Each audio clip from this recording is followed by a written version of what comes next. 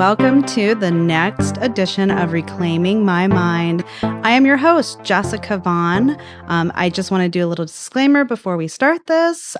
Even though I am a member of the Hillsborough County School Board, this is me doing this on my own as a private citizen. This is not me representing the school board or doing this in the capacity of my school board member role. This is me as a private citizen, just trying to get to know our candidates, allowing you, the listeners, an opportunity to get to know our candidates, really focusing on this Get to Know Your Candidate series because things are getting real out there, right? I mean, we have unprecedented Supreme Court rulings happening, gerrymandering in every single state, and the stakes are really high. So there's never a better time to do your homework and know who's going to be on your ballot and know who you're going to be electing in the upcoming years to make decisions about your life.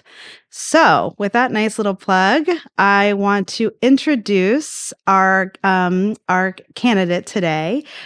Can you introduce yourself? Yeah, my name is Camryn Henry. I'm a citizen of Plant City, and I'm running for Plant City Commission Group 4.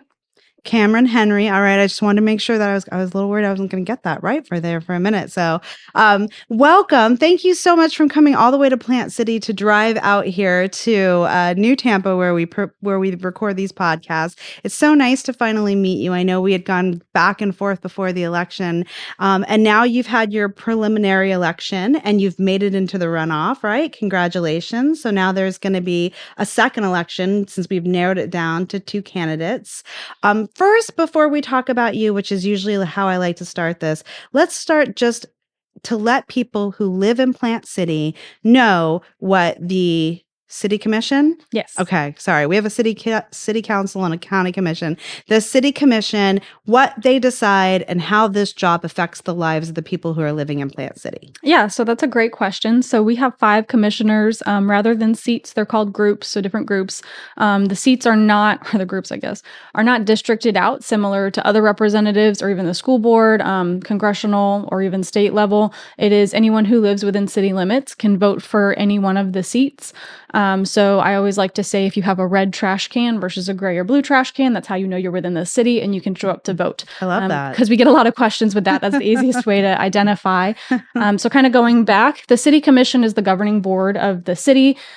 They pass through proposals. They get different items, concerns from the city, and just figuring out how to really use the budget the best way to make sure we're creating the most beneficial impacts for our community. So the biggest hot topic right now in the city is our overdevelopment. So when you think of Plant City, you think of the Strawberry Festival, you think of farmers, and unfortunately, most of them are not within city limits anymore. Now, of course, growth of it is inevitable, but there's been a lot of discussion that maybe it's not happening at the most responsible rate. Our infrastructure isn't meeting the needs of our residents as it continues to grow. For example, we have 1 high school and a growing population. Yeah. And so that kind of goes back to what I was thinking when you say, you basically help. There's the mayor of Plant City. Yes. What's his name? So his name is Nate Kilton. So in order to become mayor, you're one Kilton. of the commissioners, and the commissioners vote on who's mayor and vice mayor. Okay. So Mayor Kilton and the City Commission work together to make decisions and run the city. So you said overdevelopment and the infrastructure not meeting up. To me, that means like sidewalks, right? There's not sidewalks. There's not roads developed in a way where it can handle a lot of traffic. Or do we talking about like access to emergency services, fire and rescue? I think you mentioned trash cans, so I'm imagining the city has its own water and sewage stuff. Those kinds of things are all where you make decisions with the mayor. Yes, correct. And so, of course, it goes through like our planning advisory boards and other different planning boards of the city. Once it goes through all the nitty gritty, making sure permits are there, going aligned with our city code, then it goes to the commission for those final questions. And in my experience of the commission meetings that I've been able to attend, most of them are voted 5-0. And when it's a great proposal, There's nothing wrong with that, but there's not many questions happening. Mm-hmm. And so I love asking questions. If I don't agree with something, I don't mind having a conditional yes. I've heard that before by some of the commissioners, actually by the individual whose seat I'm actually running for. He's retiring now, and he posed some great questions as well in his time. And so I just would like more thought to go into these actions than just the basic, yes, I think that's a good idea, but I don't think maybe the opposite side is being really thought for. So, well, that's good. I mean, that's what we need is people who are going to ask questions and be thoughtful about the decisions they make, even if good things are being brought to you. I agree. That's a lot of the way that I make decisions as well. I know in Tampa, we have a mayor heavy city council. So our mayor has a lot of power. Is it the same way in Plant City, or is it a more equal distribution? Do you think, or do city commissioners hold a lot of weight in these decisions, or how is it structured between the power between the city commission and the mayor? So when it comes to decisions being brought to the city commission, I would say it's an equal power. He has the same amount of a vote as all of the other four commissioners.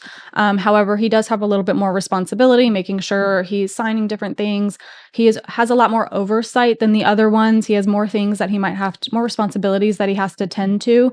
But yeah, his vote typically weighs the same. Okay, so that's good to know. All right. So you said the thing that has kind of been brought up the most, or the most that I'm assuming people are attending meetings and asking questions about or speaking to agenda items is about development. So is there one part of Plant City? Is this a holistic part of Plant City? Like, where is the development happening? And what questions do you have that you see aren't being asked? Yeah, definitely. So our largest portions of development are kind of happening on the north and south side. That's kind of where we have the most space right now. So instead of improving our current infrastructure, our homes that were built back in the 1900s, we're seeing development in areas that have been recently annexed north of I-4. Those individuals are coming from out of town, so they're not really a part of our community in the sense that they don't know about everything in our community, especially south as well. As you get closer to 60, our city limits kind of cut off at a certain point, but we have a huge apartment or condominium development going in that I think just finished. And while it's great for more housing opportunities, I'm not sure to the extent of what percentage is affordable housing. And that's a huge issue for our Plant City as well, because as they approve more warehousing and they say it's going to create 40,000 plus jobs, that's great. But the wage that they're going to make at those warehouses, you can't afford to live within our city. Mm-hmm. So it's worsening our traffic. Our infrastructure and our roads are slowly catching up, but not to the pace where 40,000 more people are going to be able to drive in, with Plant City having to drive out because most individuals work outside of the city or at home in order to afford living here. So it's the same problem with a lot of the cities that we see in Florida, especially in Central Florida right now. I'm sure other places in Florida have seen this kind of expansion and these growing pains sooner. What I love when I hear you talk, one, is you can tell you're very passionate about this and knowledgeable. But I love the way that you consistently use the word we, right? That it demonstrates that, you're approaching this as a community. It's we when you talk about it, and not me or I or they. You kind of talk about it, which makes me wonder, and where I would like to go next is, tell me a little bit about yourself. I'm imagining you kind of were grown and raised in Plant City, and you feel a special kinship there. So tell me about you. Yeah, so funny enough, I actually went to school in Trinity at a charter, or in Tampa at Trinity at a charter school in Tampa. My mom worked there, and so it was easier to kind of travel there. I grew up just on the outskirts of Plant City. We moved there about 2019 or so, but I did go to school at Strawberry Crest High School in high IB? school. Yeah, I was an IB. Just as I was approaching junior year, I kind of had a big decision to make whether I wanted to go into the full IB program or play competitive hockey. Oh. So I went up to Boston for a year to play competitive ice hockey. I know I definitely don't look like I played ice hockey. I don't know if I would say that. Yeah. And so I had couple of different things happen in Boston where I decided to come down, help take care of my grandparents. I went to USF for my degree in public health and a minor in environmental policy. And I always like to bring that up. That's given me a lot of insight as to our development and our community model in Plant City.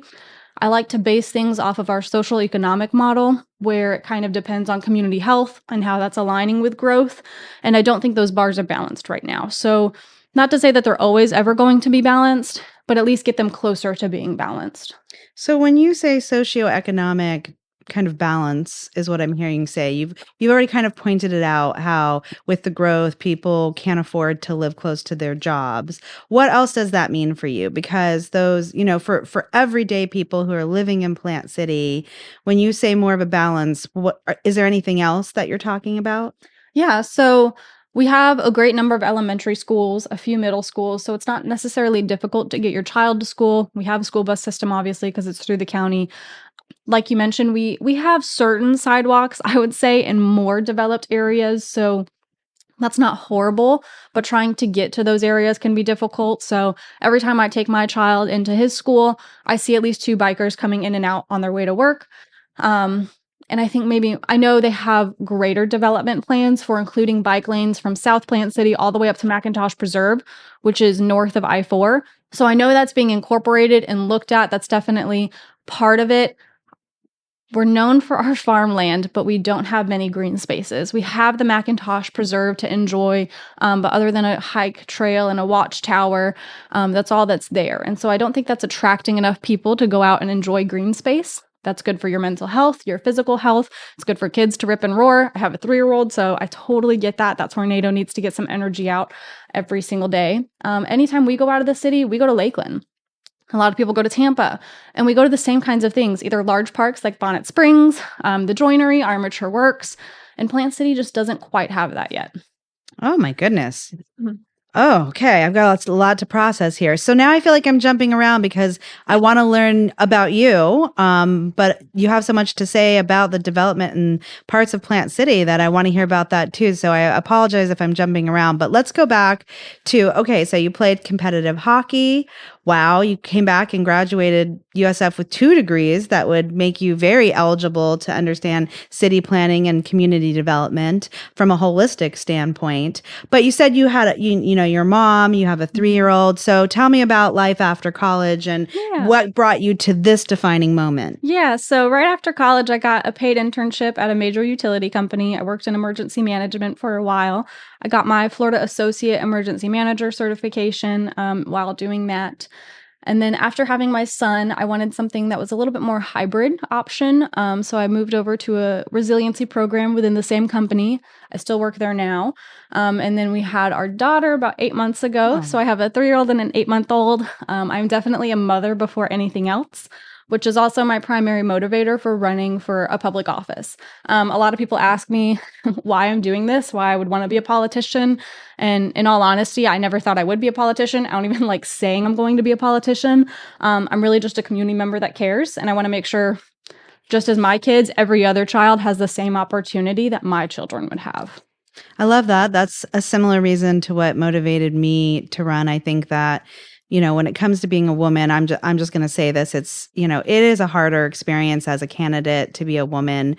And I think a lot of women run because they want a better future. I'm sure men too, but I think there is a maternal drive in female candidates that looks at taking care of everyone and what we're leaving for our children that I don't necessarily see as equal in a lot of male candidates most of the time.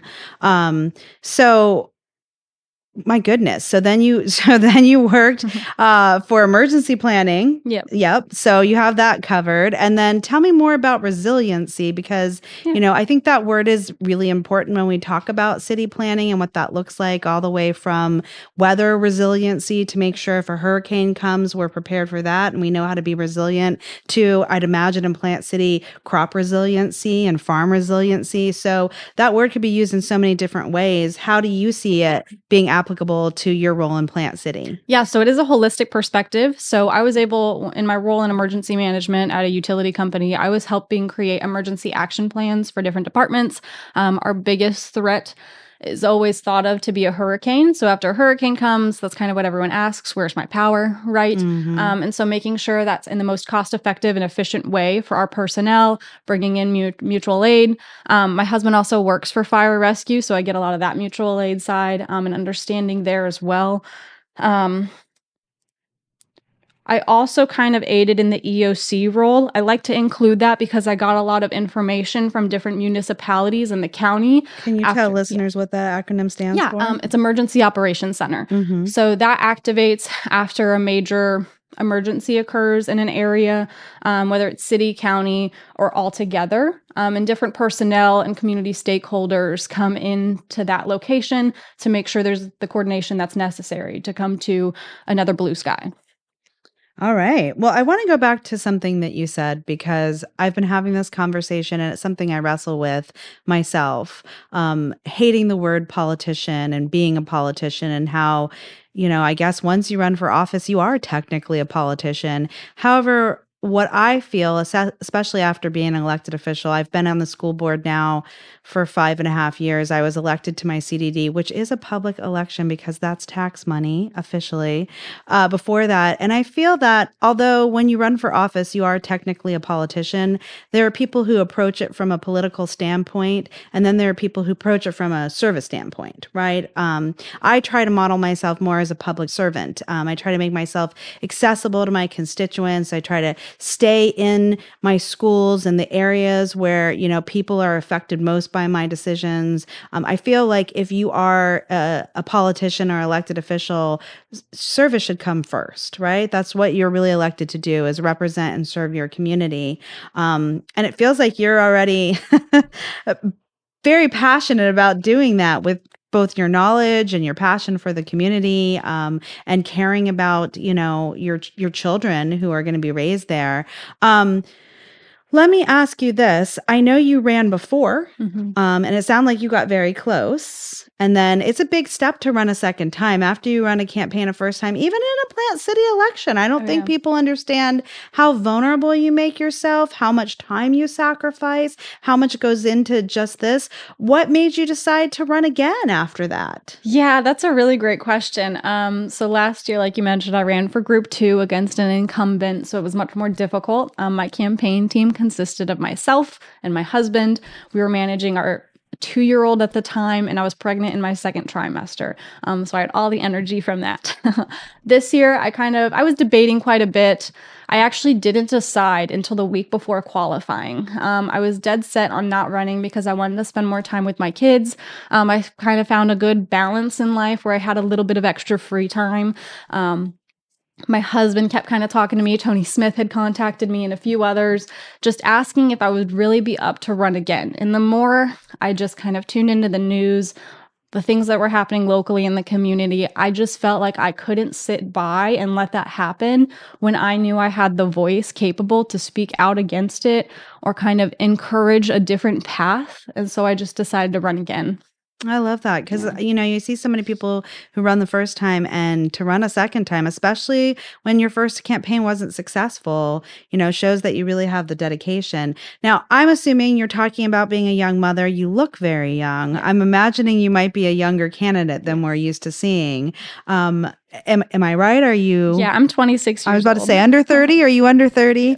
So I feel like for me personally, I'm frustrated by the barriers that are put in front of younger candidates. I think that from my experience in politics, a good majority of our elected official people who are involved are older people, especially our volunteers, because a lot of times they've gone through raising kids and they're at the point in their life where they have the luxury to be volunteers.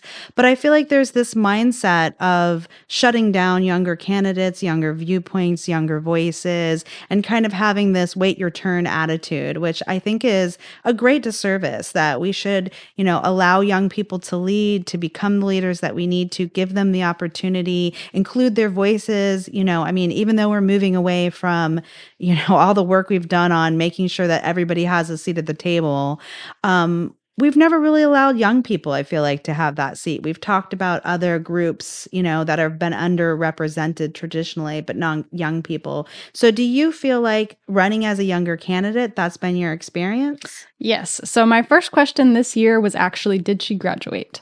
And I replied with, yes, I graduated with a 4.0 from University of South Florida with a bachelor's degree. And so everyone else kind of really liked that comment. I think it kind of showed my life experience. I know most people at 26 years old are probably just stepping into a career, kind of identifying what maybe they want to do with life, and really just setting their eyes on what the long term looks like. We did that a long time ago. So I met my husband while playing high school hockey when we were 16. We played on the same team. I was one of the only girls. We stayed together, obviously, through USF. And I think that just kind of helped us mature really quickly. I got my full-time job whenever I was 21 years old. I don't think most 21-year-olds can really say that nowadays. So I would like to say, a good amount of life experience comparatively to my age. So I have gotten that. I've also gotten it as a female. My husband was helping me canvass last year, and someone said, well, I just don't vote for women. Oh my goodness. And I was like, wow, okay, this is like 2025, but that is still a thought. So being young and being a female can definitely be a challenge.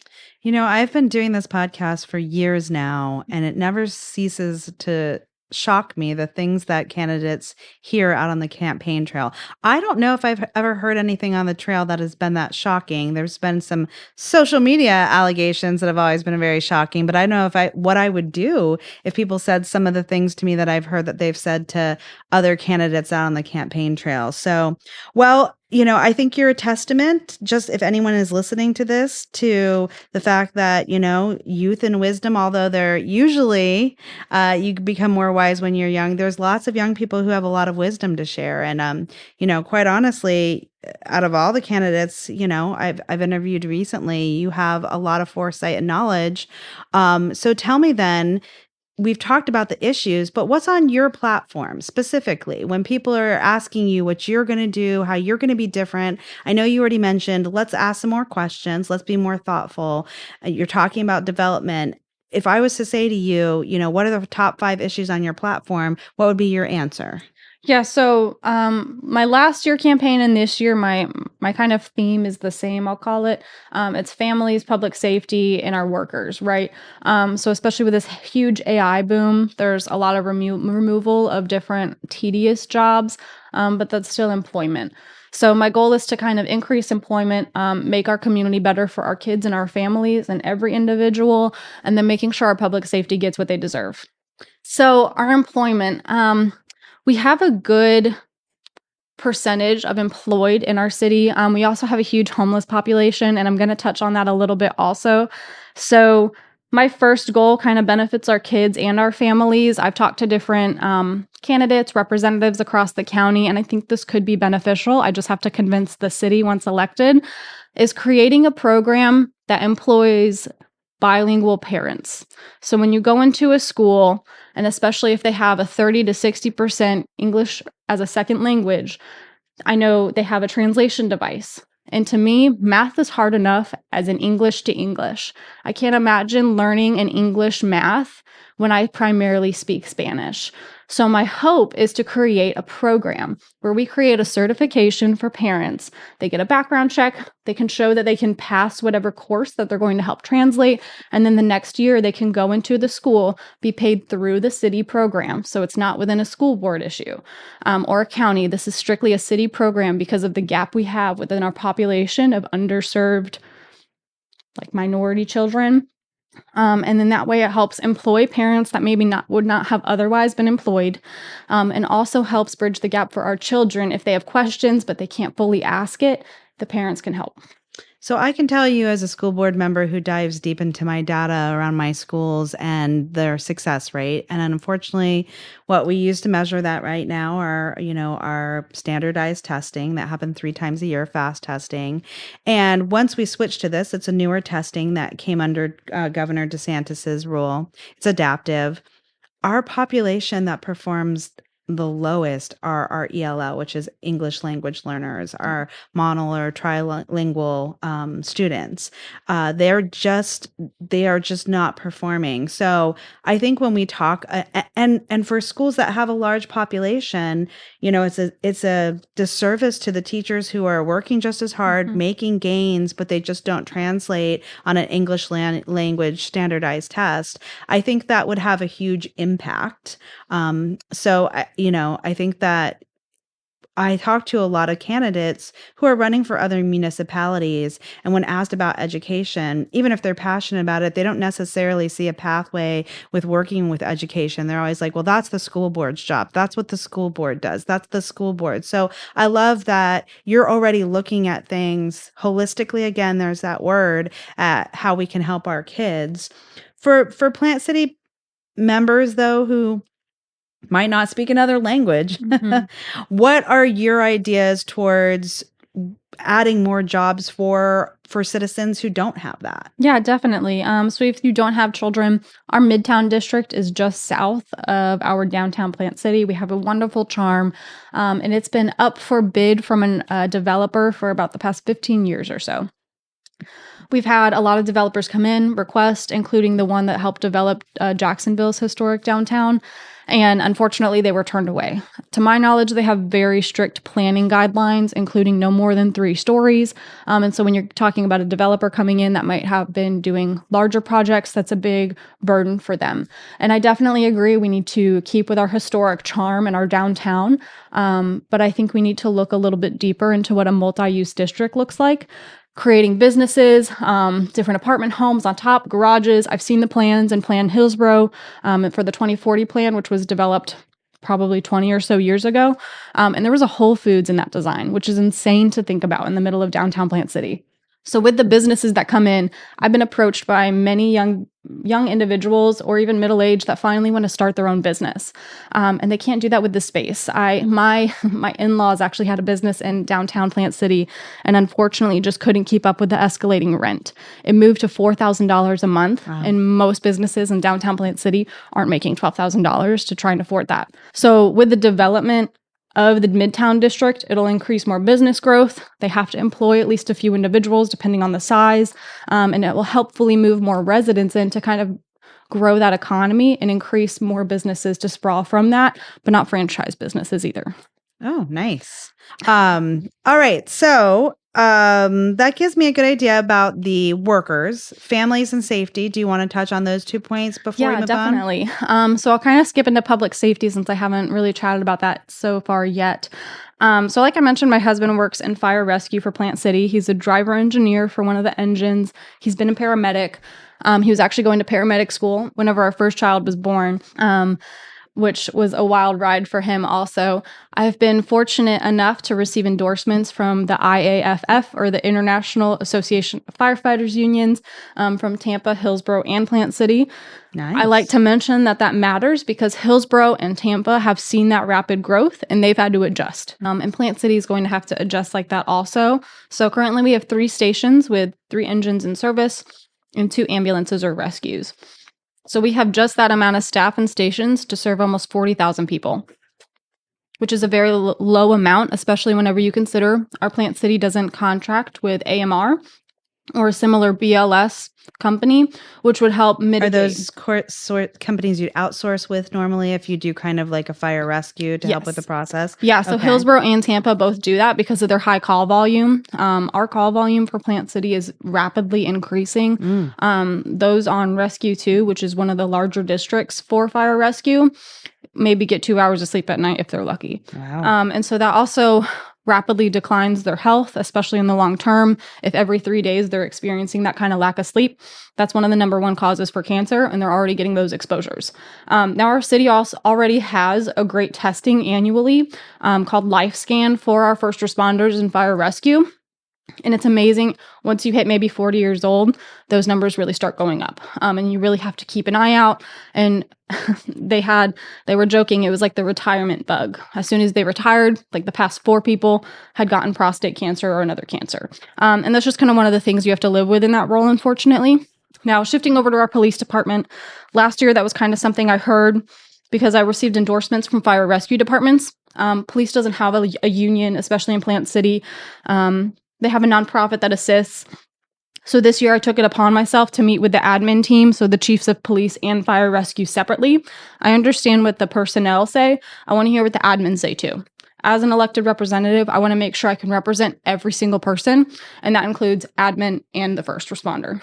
So that was really great. I kind of got to understand, and that's where I learned our police department is also understaffed in regards to the national percentage of detective or officer to person. Wow. Okay. My goodness. So let's touch on families real quick. Then I want to ask you probably about 3 more questions, and then we'll kind of talk about the election. So what was your last platform issue? How does that affect families? Yeah, so families is a huge option, obviously with myself as well. That impacts most people nowadays. Of course, we have less people having families early and maybe moves to later in life. But I want to make sure our community is somewhere that someone can be proud of if they decide to have a family. Even if they don't want a family, they can still engage. So our downtown district is great, especially if you don't have kids. There's a lot of great restaurants, and there's some restaurants that even don't mind if you bring kids, which is also amazing. Mm-hmm. My son loves a few of them. But like I mentioned earlier, most of the time, either after school or on the weekends, if you want your kids to play and not just at like an outdoor public park that's not gated in, because if your kid books it, then you have to book it after them, you go outside. We go to the Hillsborough County Park off of Sly, north of Hard Rock. We go to Bonnet Springs in Lakeland. We go to the Joinery in the park over in Lakeland downtown. And I would love Plant City to have something like that helps build our own local economy, that helps keep our drive times lower. And if you have a screaming newborn, I get it. You don't want to drive that 40 minutes to go somewhere. And even in a green space, individuals without kids can enjoy it. Bonnet Springs Park, I see people rollerblading, walking their dog, letting their kids run around, having a bite to eat. And I don't think we need another Bonnet Springs Park, but we need something similar. Somewhere that green space increases mental health for everyone on the map. And maybe somewhere with a splash pad because it gets hot in the Yes. summertime. We have 2 coming into development, and I cannot wait because it is so hot. Yeah, you got to think of cooling down in the summertime too. Okay, well, I love that. I remember, I mean, my son's 13 now, but I remember what a struggle it was. Even in somewhere like Hillsborough and Tampa, that's huge and has so many things. You eventually run through them all. So, creating more space, public spaces for families, I think will resonate with a lot of people. Like you Definitely. said, even if you don't have kids, you've got grandkids, or if you have children in your life that you want to be able to spend time with. We actually went to Lakeland after I picked them up from school today, to a place called Little Lake. It's like an indoor kids place, and they have little different storefronts almost they can play in. And he loved it, but I wore him out. My husband's on shift, so I go back to bedtime tonight. So I want to make sure he was ready for bed. Oh, I'd have to think ahead of those little ones. All right. So we've talked about the pillars of your platform. I want to take a minute because I know when you got here, we were just kind of chatting about, you mentioned that Plant City only has the one high school, Plant City High School. And recently, as a school board, we've gotten a lot of emails about that because unfortunately, there were students with guns that were found in the high school. No one was hurt. There were, no threats made of mass shootings or anything to that effect. But the fact that there are guns in our high school is terrifying to parents, right? I'm a public school parent. So I understand the terror that comes around that. Ultimately, we can all discuss the details around what education should be, but at the very least, what it should be is a safe place you can send your children. And I know you said you had attended, Member Rendon had quickly thrown together a community meeting out there because, we want to respond to community concerns. Unfortunately, it was on a night where the school board had a recognition meeting and it was kind of short notice. So we didn't have the opportunity to join her in that and hear what the community was concerned about. Tell me, from your viewpoint of attending that meeting, what you thought, and as someone who potentially will be a city commissioner, what your thoughts are in that role after attending that meeting. Yeah, definitely. So I think there's 2 perspectives. One, my perspective, I obviously don't have a kid that goes there right now, but kids that will likely end up going there in the future. I think everything that we're doing is great. The biggest question people come up is metal detectors. Mm-hmm. We don't have the time for that unless kids want to go to school at 4 a.m. It's true. What I loved is that they say random metal detectors. They just come in, put metal detectors around random rooms. You have to go in and out. I love that. Maybe we can create funding and this is of course just an idea, create funding for that to happen even more, to more classrooms when they come in, more schools on the same day. That way we can stretch across the whole county and including our city. I actually am friends with an elementary school teacher, and she was at the meeting and she was saying, I don't hear anything about elementary school. Some of these kids are talking about that too. So maybe encouraging the discussion on how we're going to cover middle and elementary school too. Maybe not elementary school at the same rate, but that discussion needs to start. They have, is it Fortify? That Fortify app is at elementary school level. But a lot of those kids don't know. So it's really telling that teacher and that teacher going into that application. So kind of creating conversations at that age also. On the other side, the parents that came, while I thought, wow, these teachers are doing a lot, these school board members are doing a lot, parents were not comfortable with what happened. They said, we hear what you're doing, but it's still happening. So what are you going to do now? Right. And the answer was really, we don't have anything new, but this is what we're doing. And we're just going to keep doing it. And so I think a lot of parents left not feeling very encouraged. Mm-hmm. And no one wants to send their kid to school saying, hey, text me if you go into a lockdown because I Sure. want to know if you're okay. Or I also work with someone whose daughter was scared to go to Newsome because she said, Mom, I sit in the back of the class. If someone comes in, I'm going to watch all my friends get shot first. Mm-hmm. And I don't want a kid to think that while they're trying to learn math or reading a topic. You know, that's not something that kids should have to go through. So I definitely think it's still important to discuss. I don't think we have the solution right now, but I think it's going to take more than the school board. We're going to have to get our cities involved, and we might have to cough up more money than we want, but ultimately you're protecting our kids. Absolutely. And that's number one. Yeah. So. And I think it's important, again, in this conversation, that there is ownership, that we're a community. The school board can do so much. It's our number one priority, but there's parents that impact it, access to guns. And again, I love the way that you're thinking already as a municipal partner. When you're at that meeting, you're looking at it from the perspective of the parent, but also, what can we do as a community, everyone who has a leadership role, to address kind of these crises that our communities see in different areas. And if I could add one thing, I know there was kind of the start of a discussion on mental health. I know mental health resources have increased in our schools, which is amazing. Maybe more of that also. A possible anger management elective. Some of the representatives on the board in this week's conversation at Plant City High School mentioned that it roots down to anger management. So if we need to start that in elementary school and say, hey, when you get big feelings, this is what you do. They go to middle school. It's the same thing, but different terms. High school, same thing, different terms. This kid really has anger management. Let's go boxing. Let's get them into a sport where they can release that anger. Something more targeted to that, because that even reflects in things that I do as an adult. When I talk to other adults, other customers that are angry about something, I get that. And so I think that would benefit everyone in the long run.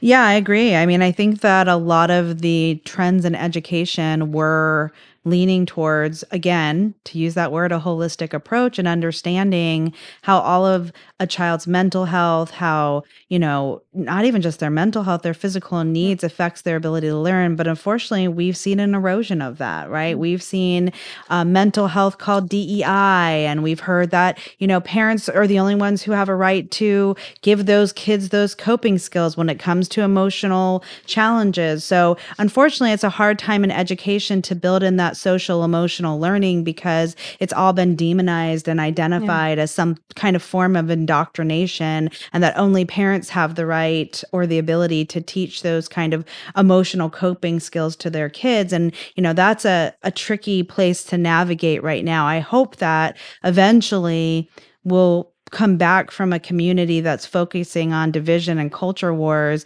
and be able to talk about these solutions together about what's best for our community and our children without, looking at these things as, some kind of indoctrination, because, I'll certainly tell you, every single teacher will tell you if they could indoctrinate your kids, they wouldn't be doing it towards all the stuff that the fantasies are out there. They'd just be trying to get them A's and scoring high on the standardized test. Yes. So if we don't have that magic power, trust me, we're not indoctrinating them otherwise. And honestly, how can you do it after a long day of work? Most people are driving in traffic, and you have to regulate a 3-year-old or a 5-year-old or a 16-year-old. It can't just be on one person. It has to be on the community. So tell me who you're running against. Yeah. So currently I am running against, his name is John Haney. Okay. His property was recently annexed in last year, which has some more information. Okay. He is a real estate representative. So he actually has a business in downtown Plant City called Ace Realty and Auction. He actually owns the property behind the developments on Ever Street, which has one of my favorite places, Three Hands Mead, Roots, Red Calliope, like a little speakeasy. And so my husband and I actually looked at buying those apartments that were supposed to be built by now. Whenever we went in to say, hey, we'd love to buy one. It's like a 2-bed, 1-bath for $170,000 a few years ago. They said, hey, we're holding off. That's his company, and it's not being built. And that's one of our prime areas that actually needs growth, is our downtown development. And I don't think it's just on him. I'm sure there's materials, there's tariffs now, there's a lot of factors. He's also on the planning board. I know Walden Lake, which is like a big community in Plant City, is pretty upset with the planning board because they approved more growth that's going to impact their neighborhood that already floods because it was built on a wetland like 60 years ago. And so I know a lot of people are very unhappy with it. Personally, and from what I've heard, I believe he represents a lot of what maybe people don't want to see right now. I don't think he's a bad individual. I think he's a nice guy. I've met him a few times. I just don't know if his perspective is what is necessary on the commission. Those perspectives are already present, and I think we need to change it up. Yeah, and I kind of had a wow reaction because I don't think people understand how powerful the realtors organizations are and how much money they throw behind different candidates. And, I was surprised in my 2 times of running how influential realtors and the real estate industry is in a lot of different elections. And even now, as we talk about closing schools and what that looks like, I mean, Hillsborough County has probably the most sought after real estate. And again, that lends itself to, a lot of challenges I think we wouldn't have if real estate wasn't such a premium and we had more as we grew. But anyway, that's a whole other conversation and we're running out of time. So let me stop going on about that. So you're running against a realtor, seems like nice guy, might be out of touch with the direction that it sounds like a majority of Plant City is interested in.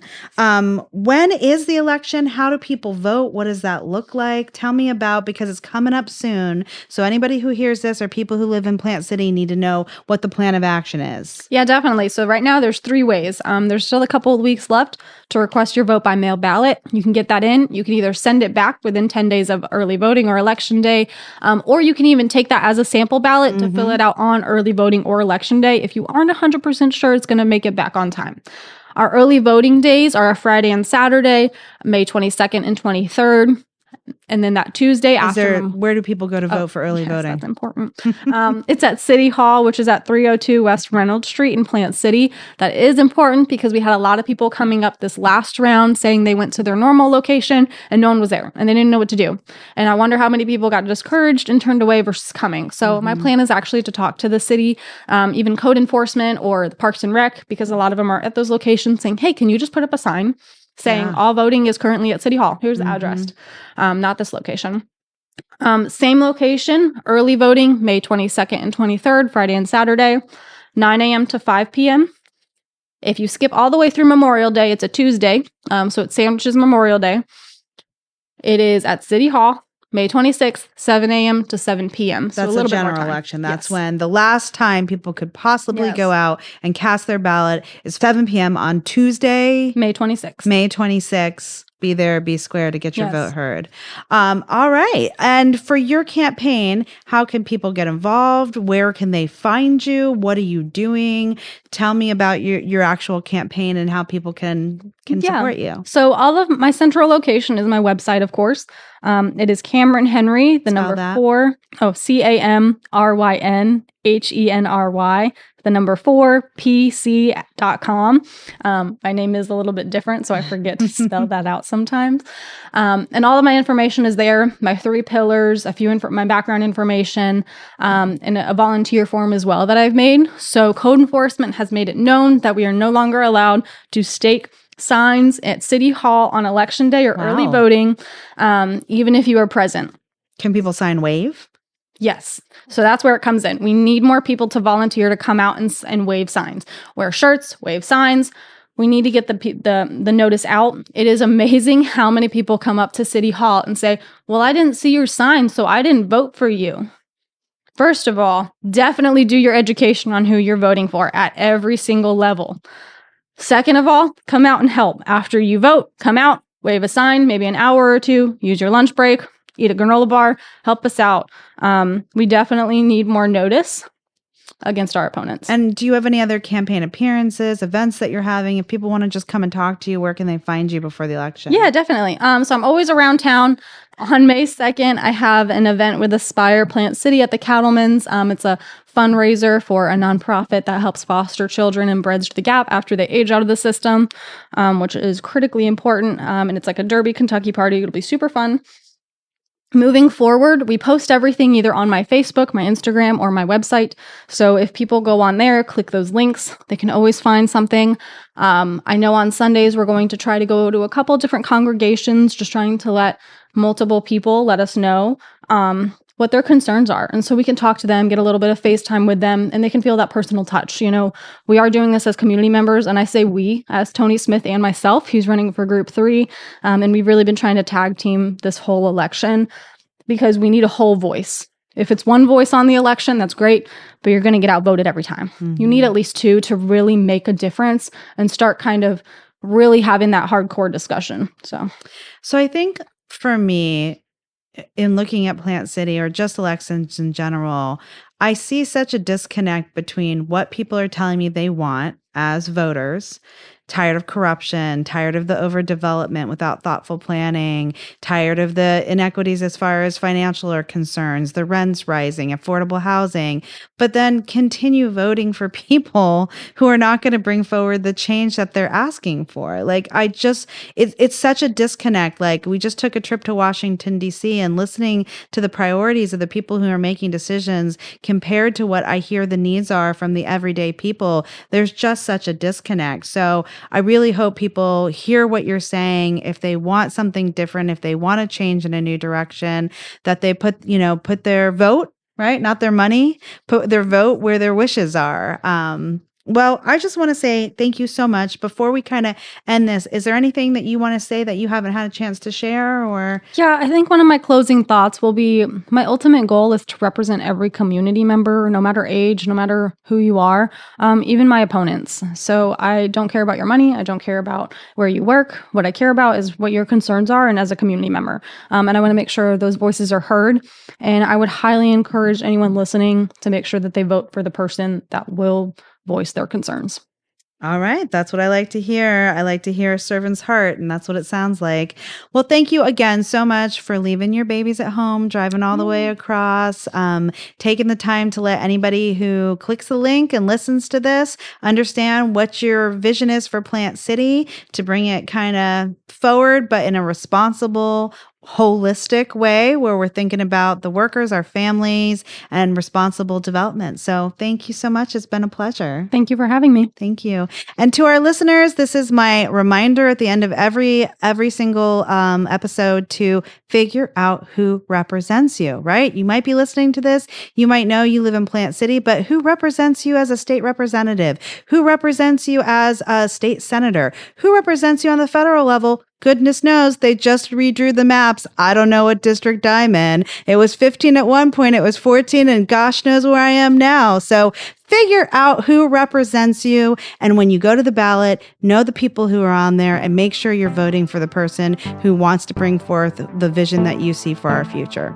Thank you to all of our listeners and have a great night.